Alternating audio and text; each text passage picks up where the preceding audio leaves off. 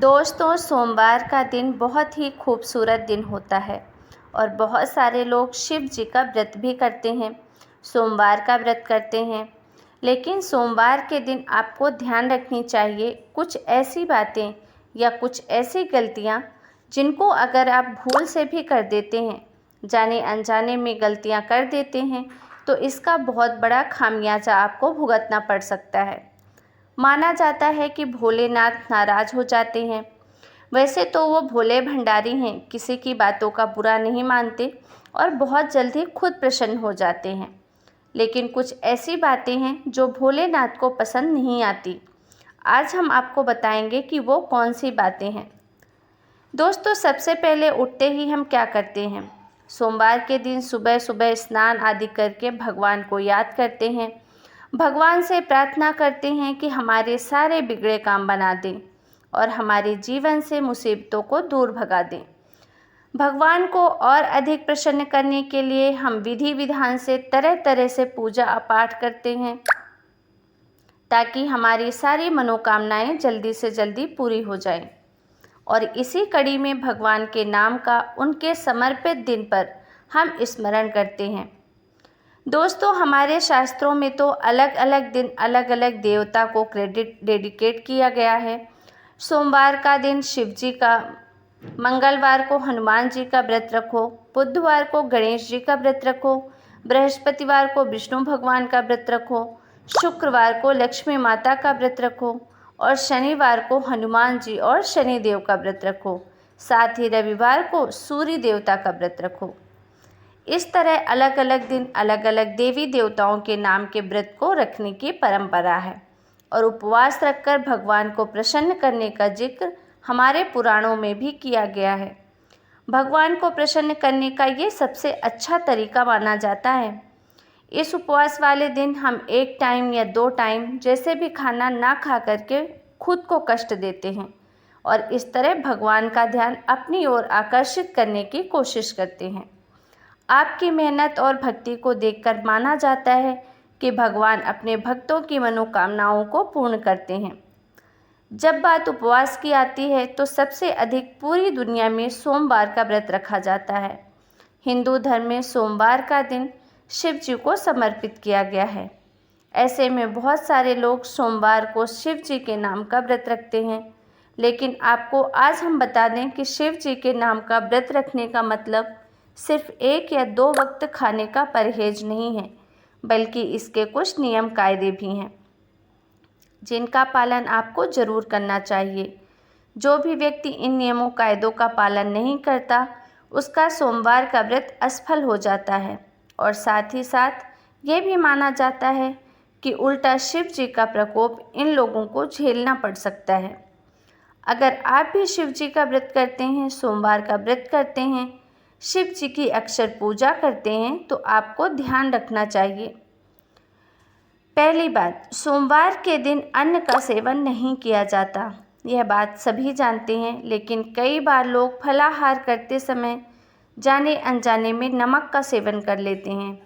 आपकी जानकारी के लिए बता दें कि सोमवार के व्रत को रखते समय आपको दिन भर में कभी भी नमक का सेवन नहीं करना चाहिए। यहाँ तक कि आपने एक वक्त का भी अगर उपवास रखा है और शाम को एक समय का खाना खाते हैं, तो भी वो अपना बिना नमक वाला ही होना चाहिए। अगर आपको नमक की ज़्यादा ही ज़रूरत है तो आप थोड़े से सेंधा नमक का इस्तेमाल कर सकते हैं, लेकिन नमक को आपको भूल से भी हाथ नहीं लगाना चाहिए। दूसरा, उपवास वाले दिन आपको पूर्ण रूप से ब्रह्मचर्य का पालन करना चाहिए।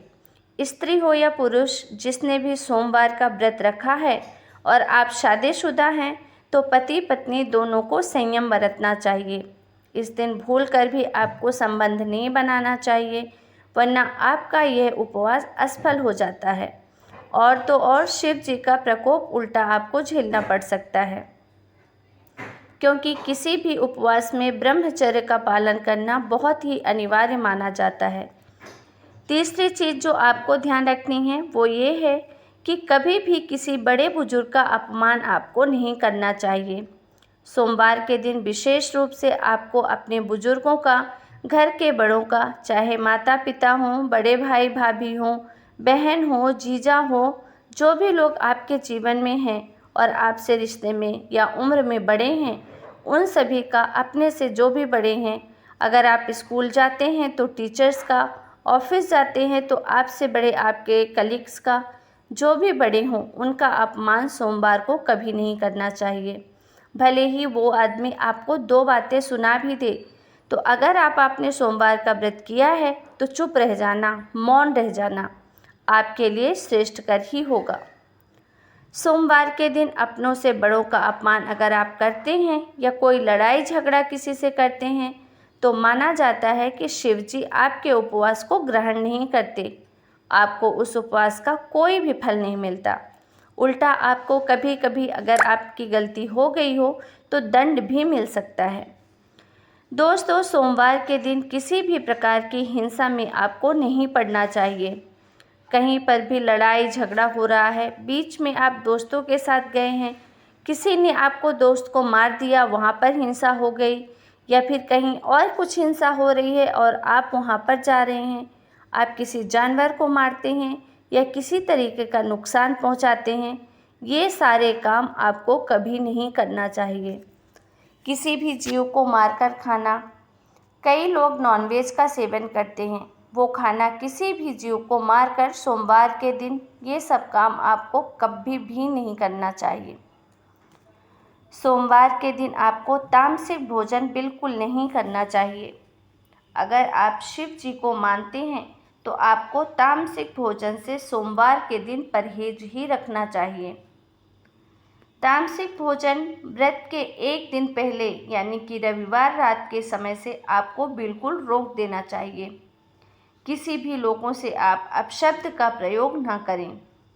गाली गलौज करना, अपशब्द बोलना, किसी के मन को ठेस पहुंचाना, मान के चलिए कि आपने अगर गाली नहीं दी पर किसी को ऐसी बातें बोल दी जो कि इमोशनली उसको हर्ट कर रही है, उसके जीवन को उससे छीन ले रही है, उल्टी सीधी बातें आपने उनको बोल दी है, उसके मन को ख़त्म कर दिया है, ऐसे बातें, ऐसे अपशब्द आपको लोगों के साथ नहीं बोलना चाहिए।